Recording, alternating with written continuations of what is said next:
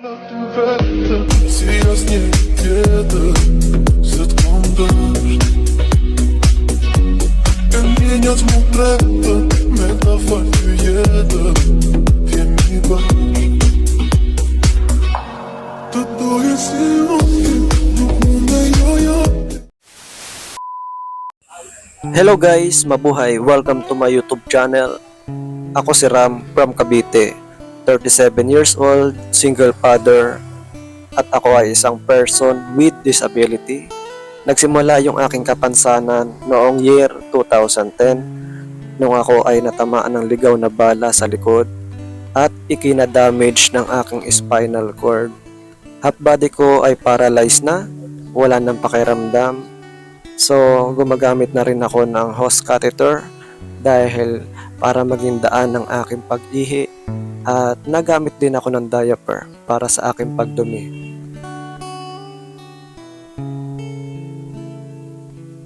So guys, for today's video, ayan, sa napapanood ninyo, inaangat ko yung aking higaan, yung kutsyon, medyo may kabigatan pero kaya naman. At ang bala ko, iangat ko din yung papag at maglinis sa ilalim at malagyan ng floor wax ang sahig. At so ayun guys, naigilid ko na yung kutsyon ko. So yung papag naman ang aking igigilid. So iangat ko at medyo may kabigatan ito pero kaya naman, dahan-dahan lang. So kapag naiangat ko na yan, naigilid ko, wawalisan ko yung sahig at lalapag ako sa sahig para makapag floor wax.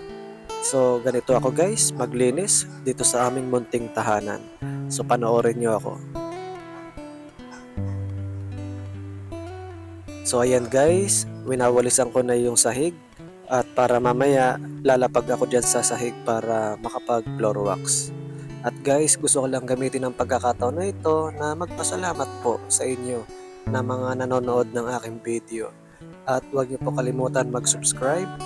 At makikiusap lang po ako sa inyo na baka may time kayo, i-play niyo po yung aking mga video at aking mga silent live para po makatulong sa aking watch hour.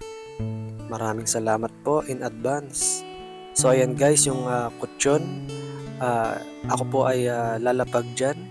Ayan po yung aking gagamitin para makapag-usad-usad ako sa sahig habang nagpo-floor wax.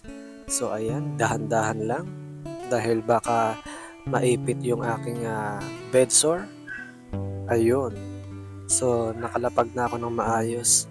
Ayan po yung ginagamit ko, yung kutsyon para makapag-floor wax ako.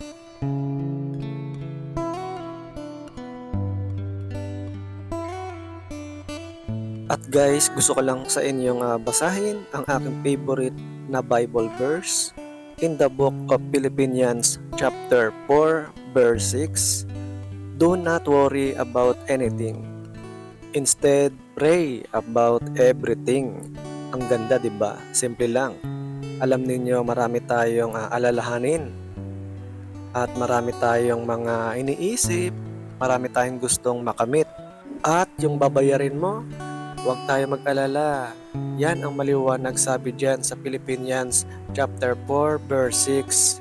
Do not worry about anything. Kahit ano. Bagkus pray about everything. Everything, ipagdasal mo rin. Kumbaga, isurrender mo kay God ang lahat ng mga pinagdadaanan mo. Lahat ng mga pagsubok mo. Isurrender mo kay God. Pag nagdadasal tayo, wala tayong ibang kinakausap, kundi siya lang naman ang nasa itaas, si God. So kapag siya yung kinakausap natin, siya na ang bahala. Suko mo na lahat. Hindi natin kontrolado kung ano yung hindi natin kayang gawin. It is not our job to worry about the outcome. Our job is to walk in obedience. Sunod lang tayo. Sige Lord, kalooban mo ito eh. Hindi natin kontrolado kung ano yung hindi natin kayang gawin. It is not our job to worry about the outcome. Our job is to walk in obedience. Sunod lang tayo. Sige Lord, kalooban mo to eh. Sige Lord, bahala na. Samahan mo ako. Masakit ito, matindi ito, pero Lord, samahan mo ako. So do not worry. Today, do not worry. So guys, habang may buhay may pag-asa. So manalangin lang tayo kay God. Huwag kang bibitaw. Kung napapagod ka, pwede ka magpahinga, pero huwag kang susuko. Pray lang.